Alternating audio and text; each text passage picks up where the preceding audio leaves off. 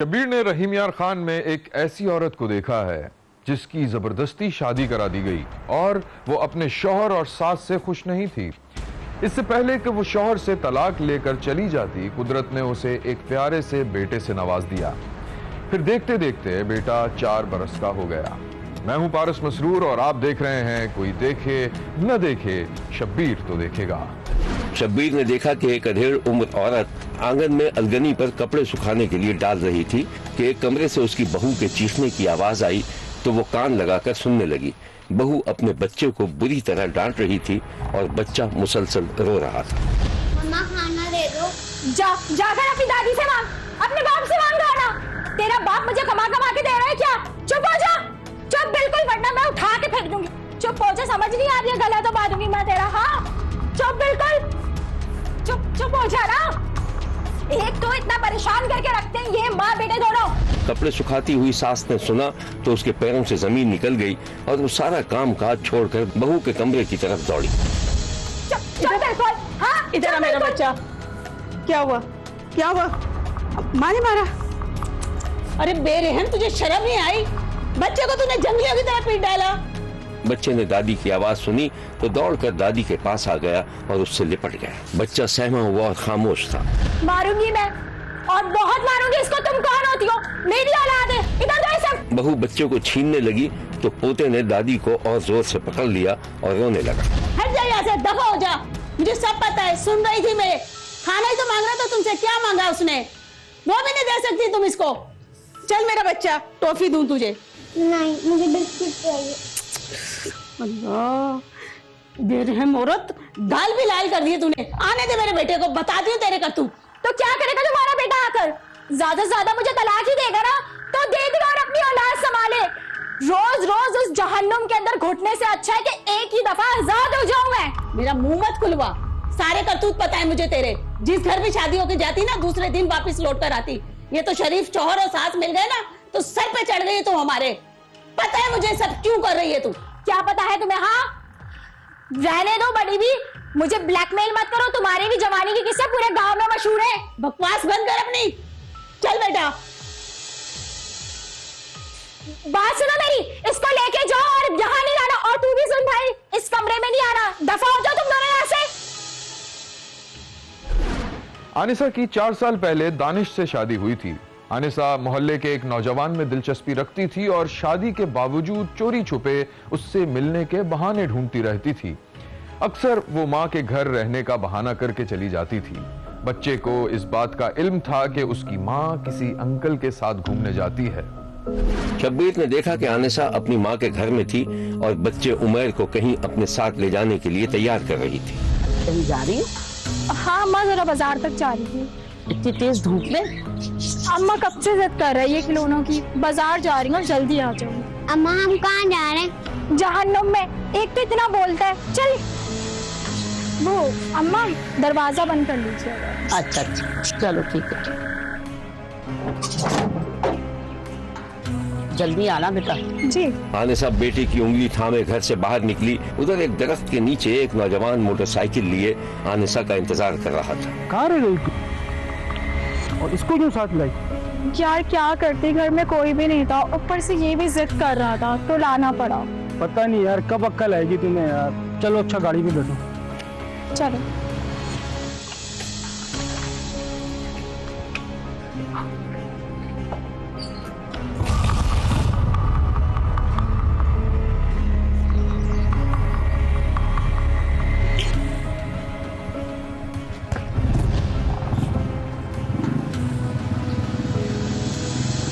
वो तीनों एक अनजान जगह पहुंच गए। अरे ये तो तुम्हारे दोस्त का घर है ना? हाँ रिलैक्स, चाबी है मेरे पास इसकी। अच्छा सुनो, मुझे ना ये जगह कुछ मुनासिब नहीं लग रही है, तो कहीं और चलते हैं। मम्मा यहाँ पर तो खिलौने की दुकान है ही नहीं। हाँ हाँ बेटा, दिलाती हूँ। ठीक है भाई, तुम उसको खिलौने दिलाओ। चलो बल्कि मैं खुद तुम्हें बाजार तक छोड़ देता हूँ। और हाँ, इसको मत लाना आज के बाद। क्यों अंकल? बेटा बाहर गर्मी बहुत है ना। अच्छा चलो, अब देर हो रही है। मम्मा मैंने खिलौने तो दिला दो। अरे चुप कर जा, दिलाती हूँ, बहुत बोलता है। माँ झुंझला गई। आनिसा ने मुबैना तौर पर डांट डपट कर बेटे को समझा रखा था कि वो किसी से कुछ नहीं कहेगा, मगर बच्चा तो बच्चा ही होता है। उसने दादी के सामने सारा हाल बयान कर दिया। शाम को दादी कामकाज से लौटी तो बच्चा खिलौने से खेल रहा था। अरे मेरा बच्चा, मेरा लाडला कलेजा मुन्ना, अरे इतने सारे खिलौने कहाँ से आए? अम्मी के साथ गए थे बाजार। अच्छा, तुम भी गए थे? अंकल की मोटरसाइकिल पे बड़ा मजा आया था। मोटरसाइकिल पे? ये अंकल कहाँ से आ गए? अरे बहू, मैं आ गई हूँ, तुम कब आई? हाँ अम्मा, वो मैं दोपहर में ही आ गई थी। ये बहुत जिद कर रहा था खिलौनों के लिए, तो इसे दुकान लेकर गई थी मैं। अच्छा हाँ, ये बता रहा था कि तुम लोग बाइक पर आए थे। कौन था? भाई था? सास का जुमला सुनकर बहू सटपटा कर रह गई। वो अम्मा, मेरा कजन है ना, वो था। मैंने उसको बोला कि ना हम मुझे दुकान छोड़ दे, तो उसने मुझे दुकान छोड़ दिया बेचारे ने। अच्छा बेटा, दानिश ने कहा था कि रात को खाना वो घर पर ही आकर खाएगा, तो तुम खाना बना लो। अम्मा मैं बहुत ज्यादा थकी हुई हूँ, प्लीज होटल से मंगवा लेना। चलो ठीक है। और इधर ला खिलौने, और सुन, कोई बात नहीं दिखती तेरे पेट के अंदर, इधर ला दे खिलौने, मुझे दिमाग खराब करके रखा हुआ है। चल उठ, तुझे नहलाऊं मैं, उठ। नहीं मैं नहीं। चल उठ, सर तो देखूंगी मैं तेरा, उठ जल्दी उठ। माँ बच्चे को जबरदस्ती कमरे में ले गई और उस पर तशद्दुद करने लगी। बहुत बोलता है तू, तुझे समझ नहीं आता, कोई बात तेरे इस पेट में नहीं रुकती है। अब अगर कोई बात इधर से उधर हुई ना, तो तुझे मैं इस संदूक में बंद कर दूंगी। बताएगा? बोल। हाँ? दादी के कानों में आवाज आ रही थी। वो सारे मामले को समझ चुकी थी, लेकिन उसने खामोशी इख्तियार किए रखी। यहाँ लेते हैं एक छोटा सा ब्रेक। कहीं जाइएगा नहीं, हमारे साथ रहिएगा, क्योंकि कोई देखे न देखे, शब्बीर तो देखेगा।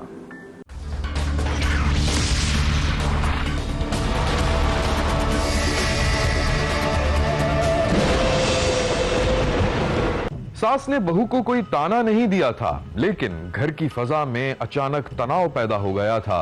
बहू पहले तो शौहर और सास से झगड़ा करके अपनी महरूमी का गुस्सा उतार दिया करती थी, लेकिन अब 4 साल की मासूम जान, जो आनिसा का अपना इकलौता बेटा था, मां के तशद्दुद का निशाना बनने लगा।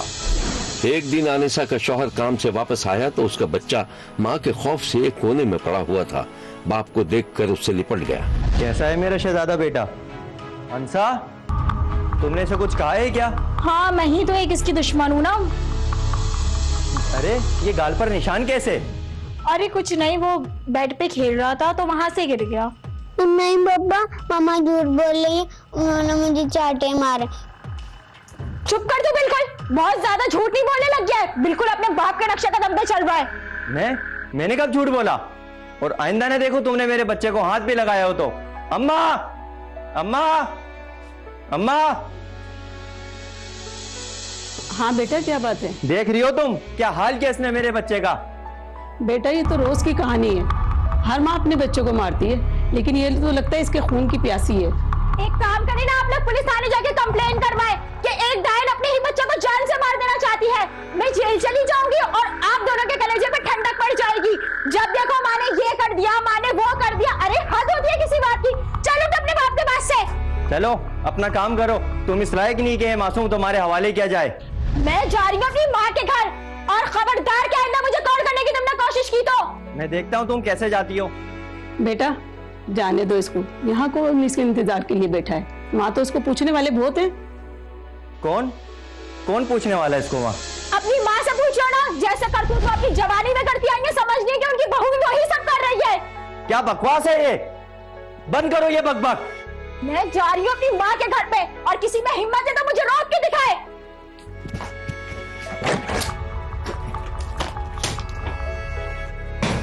हट बुढ़िया।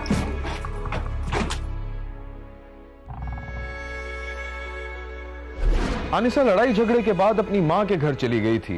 वालिदैन को एहसास था कि उनकी बेटी मिजाज की तेज है, और फिर यह भी मालूम था कि उसकी जबरदस्ती शादी करने की वजह से वो अपनी सास और शौहर से खुश नहीं थी। माँ बाप ने समझा बुझाकर अपनी बेटी को वापस तो भेज दिया, लेकिन बहू अब हत्थे से उखड़ चुकी थी। एक दिन शब्बीर ने देखा कि सास काम पर गई हुई थी। घर में सिर्फ 4 साल उमर और उसकी माँ थी और माँ कहीं जाने के लिए तैयार हो रही थी। वो कद आदम आईने के सामने तैयार होकर अपना जायजा ले रही थी। मम्मा आप कहाँ जा रही हो? बेटा मैं आधे घंटे में घर आ जाऊंगी। नहीं मम्मा मैं भी चलूंगा, मुझे यहाँ डर लगता है। तुम्हें समझ नहीं आ रही है? कह दिया ना कि आ जाऊंगी जल्दी।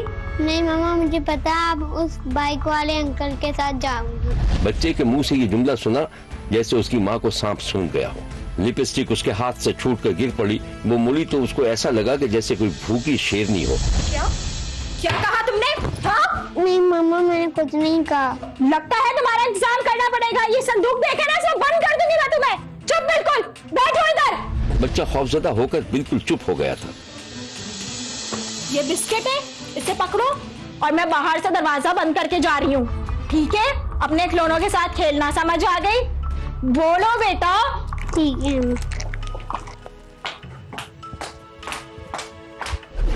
एक दिन 4 साला बच्चा उमर अचानक कहीं गायब हो गया। बहू से पूछा तो उसने कहा कि वो तो बच्चे को घर छोड़कर मां के पास गई थी। दादी ने पुलिस में बच्चे की गुमशुदगी की रिपोर्ट दर्ज करा दी। दादी दीवानों की तरह अपने पोते को तलाश करती रही। कभी गली गली घूमती, कभी घर के कमरों में झांकती। बिलाखिर पुलिस ने ये मामला हल कर लिया। पुलिस ने घर पर रेड की। उसे सहन की मट्टी पर शक हुआ जैसे कोई गड्ढा खुदा हुआ हो। पुलिस ने जमीन खोदी तो उसमें से एक ट्रंक बरामद हुआ। ट्रंक खोला गया तो नाकाबिले यकीन दिल दहला देने वाला मंजर था। बच्चे के हाथ पांव बंधे हुए थे। सफाक और जालिम मां ने बेटे को जिंदा दफन कर दिया था। मुलजिमा ने अपने घिनौने जुर्म का एतराफ भी कर लिया। शब्बीर का कहना है कि सिर्फ ये कयास करना कि मुलजिमा अपने शौहर और सास से खुश नहीं थी, इसलिए उसने तैश में आकर अपने बच्चे को कत्ल कर दिया। ये एक वजह हो सकती है, लेकिन इतने बड़े संगीन नाकाबिले माफी गुनाह के पीछे यकीनन और भी वजूहात रही होंगी जिसने एक माँ को इतना बड़ा कदम उठाने पर मजबूर किया। शब्बीर ने इस नाकाबिले बयान दुख को महसूस किया है और बच्चे के लवाहिकीन को सब्र से काम लेने की तलकीन की है। देखते रहिए, क्योंकि कोई देखे न देखे, शब्बीर तो देखेगा। यहाँ हमारे प्रोग्राम का वक्त खत्म हुआ। अगले हफ्ते फिर हाजिर होंगे इसी वक्त, सिर्फ एक्सप्रेस न्यूज पर। देखना मत भूलिएगा, क्योंकि कोई देखे न देखे, शब्बीर तो देखेगा।